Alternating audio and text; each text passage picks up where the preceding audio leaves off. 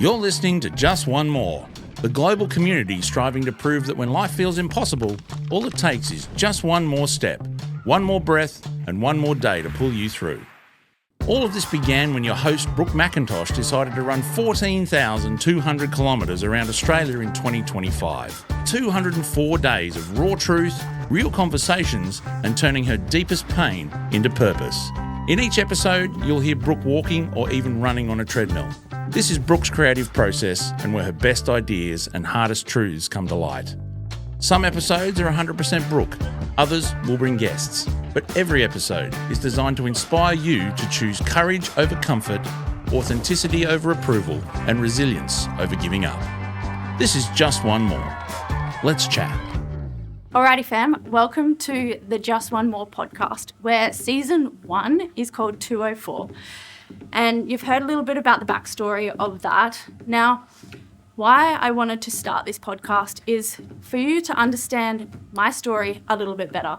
For you to understand that I didn't just get to where I am today by magic. I got here through pure hard work, determination, resilience, and I built the grit in every single rep that I took. My biggest thing is I never want someone to come to my platform and to be like, oh, she's just lucky. Because babe, I'm not lucky. I'm exactly like you. I'm a woman on a mission to help make the world a better place and to create an impact, to create safe spaces for us all to feel seen, heard, and express our full, most authentic self. But I didn't just start here. So yes, in 2025, I ran around Australia. It's what I'm known for, and I'm so grateful for. I impacted the lives of millions. I had just one more conversation in each and every state as I ran around Australia. But the woman you see today has not always been this confident. And now, throughout these episodes, throughout this podcast, we're doing two things. We're walking and we're talking. Because I'm tired of hearing and seeing so many people just talk, yet they fail to walk. And you can go through life accumulating all of this knowledge, but the knowledge isn't actually going to get you anywhere. It's the walking, it's the doing, it's in doing just one more rep every single day. That is what's going to get you ahead in life. And it's in the boring, the mundane, like the every single day, the 1% reps daily that you need to do in order to be able to change your life. And that's what I want for you to feel from this podcast. Two things I love doing in life is running and talking. And the reason why I love doing those things is because running and talking saved my life. And it's why I do what I do. And I want you to see that movement, running, walking, and talking can absolutely change your life too. So I wasn't always this way. Now, the woman that you see right now, yeah, cool. I'm bright, I'm bubbly, I'm confident. I'm out there. I shine my light. I let all of me be seen. I own my fuck-ups. I own every aspect of my life. I own where I've been, I own where I am, and I own where I'm going. And I'm proud of every single aspect. I'm proud of the challenges and the hardships that I had to face to get here. Because I know if I hadn't have travelled through those challenges, I wouldn't be the human I am today. I have no regrets in this world. I take the lessons, I learn. I don't just accumulate all the lessons. I learn, I embody them, and then I move forward and I do better. And that's what I hope you start doing in your life. I don't want you to come onto this podcast and accumulate all the knowledge, accumulate all these conversations. I don't want you to just listen. I want you to do. And in this world where there's so many dreamers, there's so many ask holes, is what I call them. They ask. How do I do this? How do I do that? How do I do this? Don't be another ask hole. Dare to dream, absolutely. But dare to do. Now, my story is the absolute living proof that you can change your life around. Where you currently are now, if you're feeling stuck, if you're feeling down in the dumps, if you feel like there's no way out, babe, I'm here to tell you there absolutely is. So when you're listening to the episodes, when you're listening to the conversation, when you're listening to my story, I dare you to get up, put your headphones on, get outside and go for a walk. Move your body while you've got me in your ears. Now, I am just also going to pre-frame on today's episode. I am wearing heels. So if I feel a little bit out of breath or if you hear clunking noise in the background, it is because I'm challenging myself a little bit further and wearing heels throughout this episode. Because that is a part of me that I absolutely adore, love, and I'm being seen in it. I'm dressed head to toe in Kasubi, a brand that I absolutely freaking love. Pip Edwards, she is my fashionista idol. If I get to meet her one day, well then that's me just absolutely, I'm done, ticked all the dreams in my life. So head to toe in Kasubi, my absolute favourite brand out there, very comfort. And yeah, let's dive straight into it because my story is not one for the faint-hearted, but it is one for the courageous. And I do just want to say right now, if you suffer with depression, anxiety, if you're suffering any mental health disorders right now, anything that I do say in my story, if it does trigger you, please seek help. There's Lifeline, there's Beyond Blue. Please have just one more conversation, because by having just one more conversation, you absolutely can change your life. So my upbringing it wasn't like the normal. It absolutely definitely wasn't the normal, happy-go-lucky family that you see out there. I come from one of 9. I have 9 siblings. That is a lot. My parents divorced when I was just 2 years old. My mother and my father, I love them to pieces. They had 4 kids, and I'm the youngest of the 4. My mum then went on and remarried again, where she had 3 of my beautiful younger siblings, Hannah, Isabel, and Georgia. My dad remarried. He had 2, Ethan and Ella. Now, our family, we could literally be a basketball team if we wanted to be. We are so different and unique in our own totally different ways. But there is one thing about all of my family is we are so competitive. Whereas if we were on a basketball court, we would win no matter what. We're so diverse.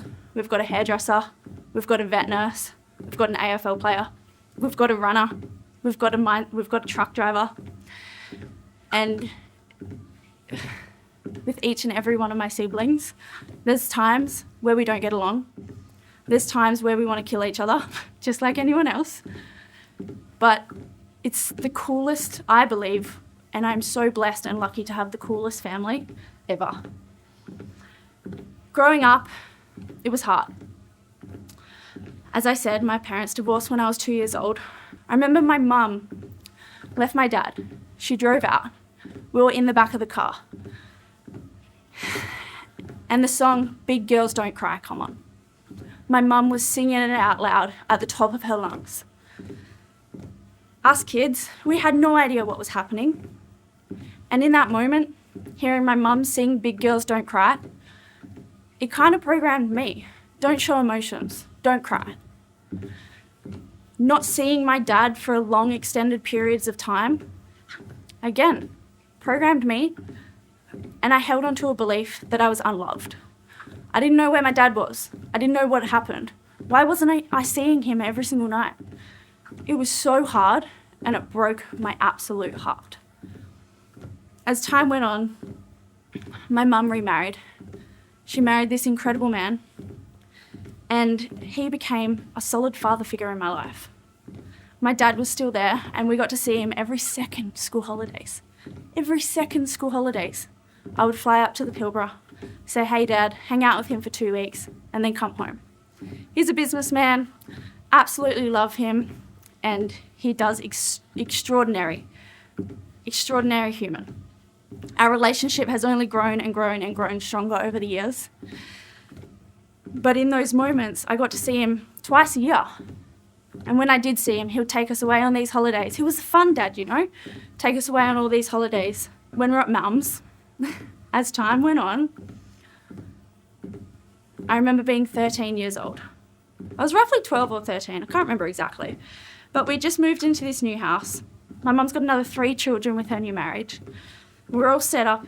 It finally felt that we were like this one big happy family. I remember being in the lounge room, watching a movie with everyone around, just looking around, thinking, this is incredible. I've got a beautiful family here. My brothers, my siblings, we're all watching this movie. I have my stepdad sitting on the couch, my mum sitting in the corner. It was on a Sunday. We used to do these things on a Sunday afternoon. And also, 7 p.m. every single night, it was dead silence in our house. Family time was at 7 p.m. in the lounge room watching Home and Away. Now, if you're a 90s baby, I'm pretty sure you can also vibe with the Home and Away aspect of things. But that was our family time. So I remember being in the lounge room this one Sunday afternoon, watching a movie and just looking around and being like, I'm so grateful. I love every single person. Yeah, cool, we have our differences, we have our fights. Sometimes in the morning, I'll bloody annoy Hannah while she's getting ready, we'll fight over the bathroom. But that's what family is. It's those small micro moments that shape us.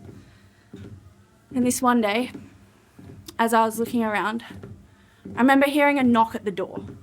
Knock, knock, knock. We all jumped up. We're like, it's Sunday, it's 2:00. Who's here? Why is someone knocking at our door? My older sister Courtney ran out to see who it was. The moment she ran back inside, she grabbed my mum, and my mum walked out there to see another female standing there. I remember running out to see where my mum was going, to see what was happening. Being a little nosy body that I was, I wanted to be in and I wanted to see what was happening. My mum just broke. She come back inside and she screamed at my stepdad, screaming at him so loud, told him to pack all of his shit up and get out. Because the woman who was standing at the door, she had just knocked on our door to tell us that my stepdad has been having an affair for 2 years.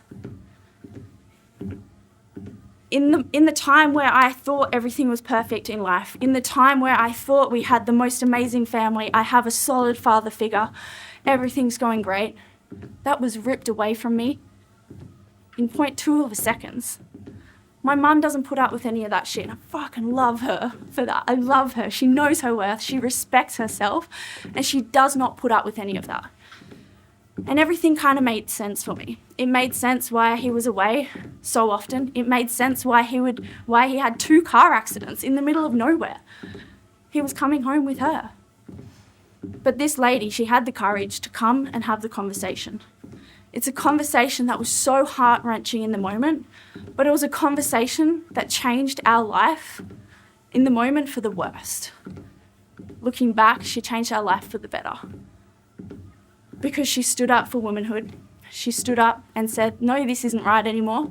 Even if it breaks the family apart, I'm going to have Carol's back, my mum's back, and I'm going to own all parts of it. So our family was broken, felt like it was broken. And in that moment, everything just shattered. Us kids were like, well, what do we do next? I was like, well, what do we do next? I turned to my older brother and said, well, what now? What happens? And a week later, my mum sat us down and she said, all right, well, we got 2 options. I either become a stripper to be able to provide for all my kids, or I go work on the mine sites. And I'm so grateful that my mum chose the other. She chose to go work on the mine sites. But in that moment, when that decision was made, I felt like I got robbed of my childhood, because I knew what was about to happen. Me and my older siblings were then forced to step up and raise our younger siblings. Get them ready for school, get up first thing in the morning, make the lunches, get them off to the bus, cook the dinners at night time. And with being a lot for a 13-year-old to take on, I chose the wrong choices in life. Yes, mum went and worked away, and while mum was away, well, it was me and my brother. We were the parents of the house. My older brother and sister, they come and they go, but it was ultimately up to me and Cam to keep everything afloat. Rising early in the mornings, getting ourselves off to school, also keeping up with our own social lives, also keeping up with our own childhood that we were still in. With all of this, I didn't know how to cope. I started restricting my eating because I knew that was the one thing that I could control in my life, was how much I ate. I started having the worst relationship with the girl that I seen back in the mirror. I suffered with body dysmorphia, eating disorders, anorexia, depression, and anxiety. And this rippled on to all my choices in life. I started experimenting with drugs at a very young age. I started wagging school. I started drinking. And this kept going on all through my teen years. I was always the drunkest at the party, underage drinking, the drunkest at the party, to numb out all my emotions, to numb out all my feelings, to numb out all the responsibility that I felt had just been dumped on me. So I was going to all these parties, going around and just trying to escape my home life. I was a little bitch to the teachers in school. Read my report cards. My mum gave them to me the other day and I was like, oh my God, I feel so bad. But also I was doing the best that I could. I was raising my younger siblings while trying to survive. And in the surviving that, I turned to poor choices. I made poor choices because that's what I seen. My mum became an alcoholic through this stage as well. Every time that she would go to work, she was fine. Every time that she would come home, I remember as a child having to pick her up off the couch and take her to bed. Most nights she was home. She would drown her sorrows. She would drink bottles and bottles of alcohol. I remember going through the bottle shop with her. Most days. Can I have the cheapest bottle of vodka, please? And coming home and drinking the whole bottle that night. No wonder why I started experimenting with alcohol so early on. It's because it's what I seen. And that started shaping me as a person. So when I was 17, I finally moved out of home. I had enough and I was like, I'm out of here, I'm going. I've finished school, I've graduated, got my license, I'm out. Moved out of home at 17. I found myself in an abusive, toxic relationship from 18 to 23 years old. And through this time, I was still wearing the masks that were never mine to carry. Through this time, I was still addicted to the drugs and the alcohol. I was living for the weekend. I was living a lie to myself. I was working a 9 to 5, one that I never even really liked. And it was secretly killing me inside. So therefore, I chose this relationship that never really gave me anything. It gave me the validation, but it left me in bruises. And it left me broken. I found out when I was 23 years old that my ex had cheated on me from an Instagram message. A beautiful woman had the courage and had the guts to actually message me and say, hey babe, I'm really sorry that I have to do this, but I slept with your partner last weekend. And it was kind of like a slap to the face, like, fuck, are you serious? I thought I was going to be married at 24. I thought I was going to have 2 kids at 24, just like my mum. I thought I was going to have a house. We had a house. I didn't have any of the other stuff. And then to receive that message, it was a real gut punch moment. And it shattered me. I had no idea where I was going to go, what I was going to do. It shattered me, it broke me, but it also rebuilt me.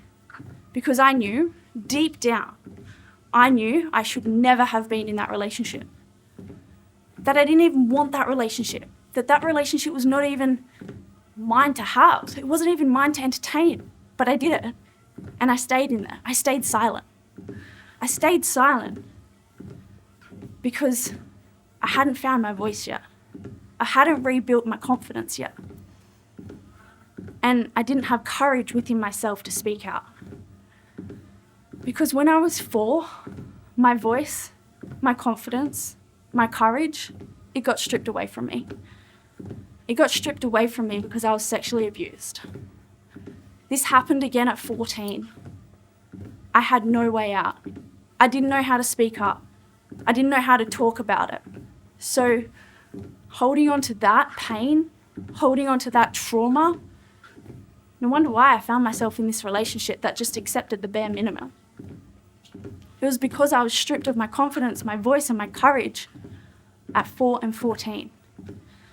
And this escalated throughout my adulthood. This escalated throughout my 20s. But in that moment, I knew I had one of 2 choices. I could stay quiet, I could stay put, and I could stay with this guy, or I could do what my mum did. Fuck knows how I'm going to do it, but I deserve better. So I did. I left. I walked out and left him with everything. I walked out. I had no idea where I was going to go. I had no idea where I was going to turn to. But I moved in with my dad because at the time I was living in Karratha. So at 23 years old, I moved back in with my dad. And then the poor choices kept happening. Each weekend, I was out getting drunk, high as a kite, and I was using drugs and alcohol to numb all my internal pain. I was wearing masks, thick as thick can be. I started studying PT and got my cert in that. Absolutely loved it. Loved it. Fitness has been a part of my lifeline my whole life. When I was younger, I used to wag school and go to the gym. Not ideal, not proud of it, but that was my coping mechanism. The gym was my safe space. So naturally, I became a PT. And I fell in love with it. I fell in love with coaching people, with helping people. I was an F45 instructor. I would go train myself at 2:30 in the morning, and then I would start coaching clients at 4 a.m. And then I'd be done by 9 a.m. And then I'd go manage McDonald's from 9 to 6 p.m. And that was a rinse and repeat cycle. So I moved back in with my dad. I was a PT managing McDonald's, and I was just living a life, again, still a lie to me. Every weekend, the drugs and alcohol took my life. And I remember this one day, I lost my job. I lost the job, the one thing that I loved so much. I was so passionate about helping people. I was so passionate about the fitness industry. I was so passionate about my coaching and my role there. I was changing lives. I was helping one person at a time. I was pushing them beyond their physical limits in those classes. And that 45-minute class, helping that one individual, it changed my life. Yet, I went out on Saturday night and I get a message from my manager. Do not come into work if you are drunk. That Sunday morning rolls around. I knew I had to go into work. And I didn't go into work drunk. I didn't go into work after sleeping. I rolled straight from the nightclub into work. I had Jack Daniels in a coffee cup, I disguised it in a coffee cup because I still needed that Jack Daniels to get me through the morning, to be able to keep putting out, to be able to keep helping people, because if I didn't have that, then I would have fallen apart. I was so emotional. I was an emotional wreck. And I went into work. And that morning, I remember Jenny just looking at me and saying, "What the fuck are you doing here?" I'd just been out clubbing 30 minutes before, and then I rolled into work. I was like, I'm all good, I can do it. I took those 3 classes, and those 3 classes were the last classes I ever took. She sat me down afterwards. She called me a disgrace. She said how embarrassed she was and how disgusting it was. And she was completely right. I made the worst choice that day, and I got fired. Now, I will pre-frame, Jenny is one of my best friends. She's still my best friend today. And what she did on that morning by firing me and what she told me was the best thing that she could ever have done. And I love her tremendously for it. We joke about it to this day, and I'm like, bitch, you've actually fired me. And she's like, yeah, because you're a little shit. And you were so loose, you were so off the rails, and you were hurting. And I was like, yeah, I know. And it was the best thing that she could have ever done. And I thank her. I thank her so much for that. So I just lost my job that I absolutely loved doing. I was working as a manager at McDonald's. What am I actually doing? So I decided to call it quits in Karratha. I sold everything I owned. I picked up all my problems and I moved overseas. And my problems followed me. My emotional baggage followed me. My trauma followed me. It followed me over there. I became a party host on socials. I was great at socials and I was great at masking. On socials, I was living the biggest high life ever. Inside, I was crumbling. Still, hated who I seen in the mirror. Hated the woman that I was. But because everyone was giving me praise and likes, oh my God, you look so happy, you look like you're having the best fun, you look you look so happy overseas, because that was coming in from social media and the comments and the likes section. I felt like I had to keep acting. I felt like I had to keep living that lie to myself. I was traveling around being a party tour guide, taking people to pubs, getting them as drunk as possible, and then taking them on waterfall tours, showing them the beautiful islands that I got to live on. And I was like, what am I doing? I remember being out one night, and that's where it all come crashing down for me. While I was over there taking these tour guides, one thing kept staying true to me, and that was my fitness. I got up every single morning and I moved my body. I got up, moved my body, and then I went to work. And this one night, I took a group of people out for a party, and I was like, guys, you're on your own now. I'm going home. I'm done. And I got a ride home. It was the only night ever that I allowed someone else to drive me home. There was 3 of us on a scooter. Next minute, yep, Australian tourist, hospitalised over scooter accident. That was me. We'd fallen off the scooter. I got rushed away to the hospital, and my knee was damaged. My knee was split in half. I now have the most gnarliest scar on my knee. Not proud of it, but I'm proud of where I am now. I was hospitalised in Indonesia for a week. Finally got flown back to Perth, was hospitalised in Fiona Stanley Hospital for 2 weeks. And then recovery began. I had to learn how to walk again. I had to learn how to use my legs again, how to have full range of motion again. And I also had to discern what the doctor was saying. The doctor was telling me that I would never be able to use the full function in my right leg again. Well, hey, yes you can. And that's where I learned to never let anyone project their beliefs onto you. Never let anyone project their limiting beliefs onto you, because you absolutely can do whatever it is that you want to do. So I started recovery. I followed every single thing that the physio gave me, the small micro movements, the small exercises that I'd had to do in the morning. And in probably about 4 weeks, I was squatting. Not full range of motion, but I was still squatting. I was so dedicated to my fitness that I was like, you telling me I can't use my leg again? I'm 100% using my leg again. And I was so dedicated in that aspect. And I had these big dreams to go back out traveling. I had these big dreams to go back overseas. And then COVID hit. COVID hit hard. And it was the biggest blessing ever. Because when COVID hit, it made me realise I didn't want to be out traveling overseas. I had actually just carried all my problems over there. My problems actually grew bigger and bigger and bigger when I was over there. So I decided, all right, I'm not making money while I'm overseas, so I'm going to follow my mum's footsteps now. And it's funny, I look down when I say that as I'm walking. But I decided to follow my mum's footsteps and choose a career in mining and construction. Because growing up, that's what my mum did. And she doesn't do it now. She's finally retired now. But growing up and throughout the last 15, 16 years, seeing her and how much she loves driving trucks, that then inspired me to give it a crack.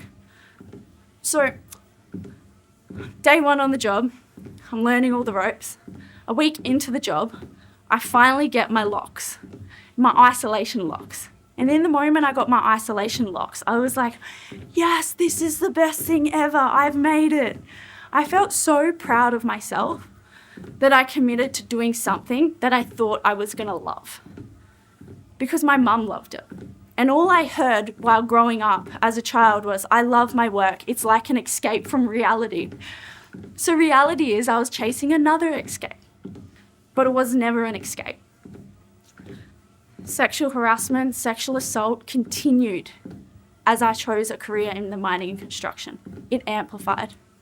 Being a young woman on site, having no courage, no confidence, no belief in myself, I had no idea what I was in for.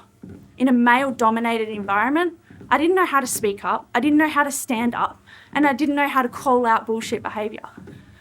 So it escalated and it continued on.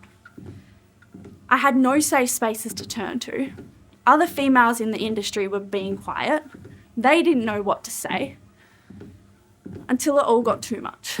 So I started as a trade assistant for about 6 months, soon realised trade assistant inside the workshop is not for me. So then I moved to driving a dump truck. And I did that for about 2 years. And finally, I moved into construction because I got a little bit bored working in the mining industry. So then I moved into construction where we actually built the roads. And that gave me more of a satisfying feeling because it felt like I was a part of something. It felt like I was actually building something. And so with this came the moment where my life took a drastic turn. A drastic turn for the absolute better. Because I was in this industry, I remember going to site, just hating it, hating my life, hating where I was, hating living for the R&R. I felt isolated, I felt alone. I would wake up in the morning, go to the gym, come back, get ready, go to work. Go to sleep by 7:30. That was my routine. Wake up 2:30, go to the gym, work all day for 12 hours, come home, sleep by 7:30. And I started sitting in the truck and just thinking to myself, like, surely there's got to be something more to life than this. Surely my mum didn't love the industry so much that this is all she did. And she loved it because it was an escape from parenthood. It was an escape from the children. And she actually got to read her book a lot while she was on site. So naturally she loved it for the stage that she was in life. But for me, being a young 20-year-old, it wasn't a fit. It was not a fit. And when you've got an inkling, when you've got a dream on your heart so big, but you yet don't know what it is, to then box yourself and cage yourself inside a cabin of a truck, I knew there was something else there for me. But because I had been masking my insecurities, my lack of confidence, my lack of self for so many years, my depression, my anxiety, and my suicidal ideation spiked. I remember sitting in the truck contemplating, what even is this life? But while I was sitting in the truck, I chose to do something different. I just purchased a house with my own money, with my own drive, and it was my dream location. It was opposite the beach in Mandurah. It was a beautiful house that I designed so well that I decided, instead of working on site and leaving my house sitting there, I chose to work 6 weeks on, 1 week off, and on those 6 weeks that I was working on site, I decided to Airbnb my house out. And it was the best decision I could have ever made. Because not only was I making money from the mining and construction industry, I was starting to make money from Airbnb. And I was starting my own business. Yet, doing those both, it all got too much. Experiencing what I was experiencing on site with my supervisors, my leading hands, placing their hands on me when I was in the gym, experiencing the sexual assault that had happened. I had my supervisor barge into my room one day and pin me up against the wall. When that happened, I froze. We flew out that night. I remember flying out and I couldn't take it anymore. All these thoughts came into my mind. Brooke, this isn't what life's meant to be. It's all too hard. Brooke, end the pain. Brooke, you don't want to be here anymore. This life is not for you. So the next day I woke up and I went for a massive drive down to Albany to visit my grandparents. And on that drive down, it was bliss. On the drive back, my younger sister was driving and it was fucking chaotic. And I thought I was going to die in that car accident. And to be honest, I wanted to. In the moments that Georgia was driving, I thought it was all going to end. And I was quite happy. I was quite happy for it to end like that. I was with someone who I loved and it was going to be an accident. But it didn't. The next day, Georgia was meant to come with me to deliver a speech at the high school about confidence. Remember this mask that I spoke about? It was so thick. No one could see it. Everyone just thought I was a confident woman. Georgia was meant to come with me in the car that day, And I'm so fucking grateful she didn't. Because I remember driving along Kwinana Freeway, going 100 kilometres an hour. And the thought came into my mind, Brooke, do it right now. Hit a concrete bollard. It will be an accident. No one will question it. I realised my turning point was coming up. I needed to get off. And I realised I was in the wrong lane. So I looked over my left shoulder, trying to get across, and I instantly cut across. But I cut across way too late, and I smashed into a concrete bollard going 100 kilometres an hour. My car spun around, and then the truck come out of nowhere and hit me. It was a double hit, double whammy, where my life flashed completely before my eyes. In the moments where I was going to take my life, it happened. In the moments where I had that thought, it happened. But somehow, I'm still here right now to share that story. I was unconscious for 2 minutes. After 2 minutes, I regained consciousness. I jumped up out of my car, I ran over to the truck driver, and I said, "Hey sir, I'm so sorry, are you okay?" He was completely fine. Mentally, probably not. I ran over to the other car involved. "Hey ma'am, I'm so sorry, are you okay?" She was completely okay. Mentally, probably not. I ran back to my car, picked up my phone, called the school that I was meant to be speaking at, and I said, "I'm so sorry, I've been stuck in traffic. I'll be there in 15 minutes. And I put the phone down. I took a step back. I looked up at the accident that I had just caused. This closed off Kwinana Freeway. There was helicopters everywhere. It made the fucking news. But I looked back at the accident that I caused, and I was like, Brooke, you can't keep wearing this mask. Brooke, you can't keep doing this. You almost died. You should have died, but you didn't. It is time you put on your own oxygen mask first. You take off the face mask that you had built up so high, and you get real with what is actually going on internally for you. And you choose yourself before you choose anyone else, and before you choose to give back to anyone else. And that's what I did.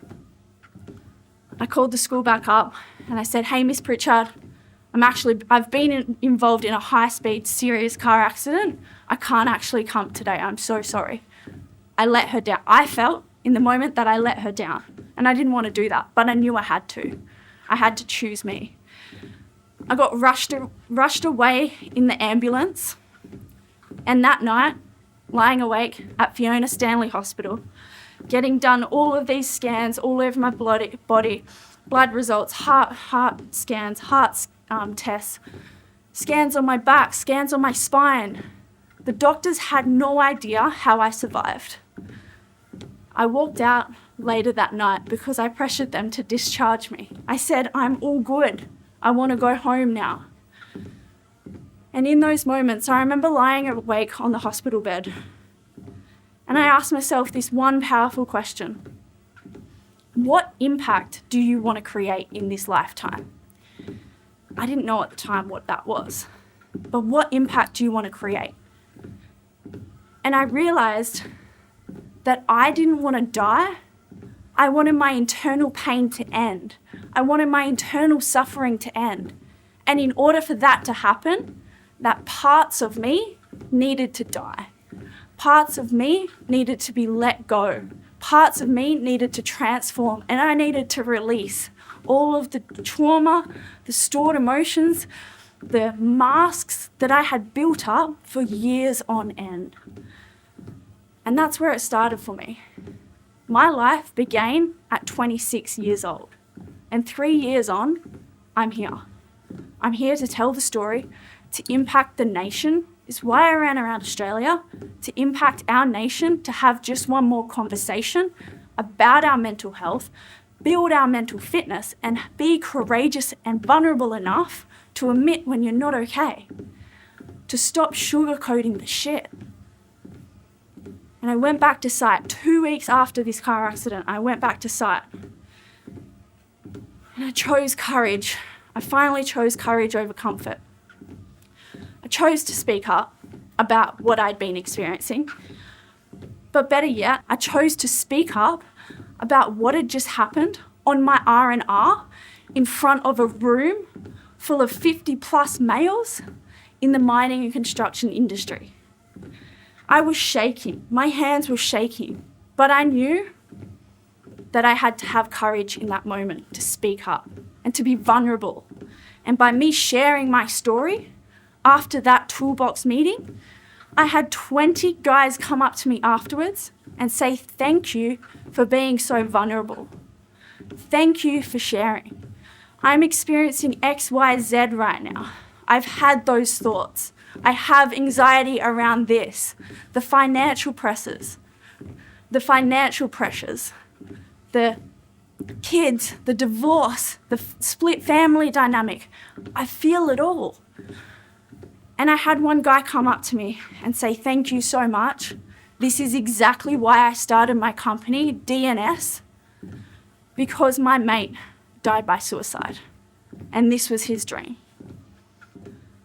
And I knew in that moment that it was my responsibility to continue these conversations. That is why I ran 1600. That is why I do what I do now. That is why I went on this massive healing journey to shred all the layers and the baggages that I'd been carrying. That is why I choose myself before anyone else, because I know when my own oxygen mask is on, I then get to give back. But in order to put your own oxygen mask on first, the number one thing you got to do is to get real with yourself. So if 2-year-old Brookie can pick herself back up after years and years and years of trauma and hardships and get to 26, and at 26, if Brookie can start to turn her life around by being truthful, more honest to herself, you absolutely can too. So right now, what I would love for you to start thinking about is where you need to get real with yourself. Because if we never shine a light on the truth stays in the darkness. And it is only by shining a light on the truth and getting real with ourselves, the cold, hard truth, it may hurt, but that is where the true change lies. And then if you want the true change, you have to choose the choices to change. So right now, what is a truth that you've been trying to shy away from, that you know is actually truthful, but it is so uncomfortable for you to admit? Admit that to yourself, and if you're courageous enough, message our Facebook group, message our Instagram, and share it with us. JustOneMore.theofficial, because I read them all. I'm here for these stories, and I'm here to help you, to inspire you, to instill hope in you, to change the way your current life is, because there is so much more out there waiting for you. You first have to have courage and then choose the choices to change. If 26-year-old Brookie can do it, you absolutely can too. You just walked another leg of this journey with Brooke. Thank you for choosing to take one more step, one more breath, and one more day today. Now it's your turn. Hit the follow button, leave us your 5-star rating, and drop in the comments the moment that moved you the most or hit you the hardest. Do the Just One More challenge and tag us at JustOneMore.theofficial or #JustOneMore. Next episode will drop Tuesday, but until then, keep choosing courage over comfort, authenticity over approval, and resilience over giving up. This is Just One More. Let's keep talking.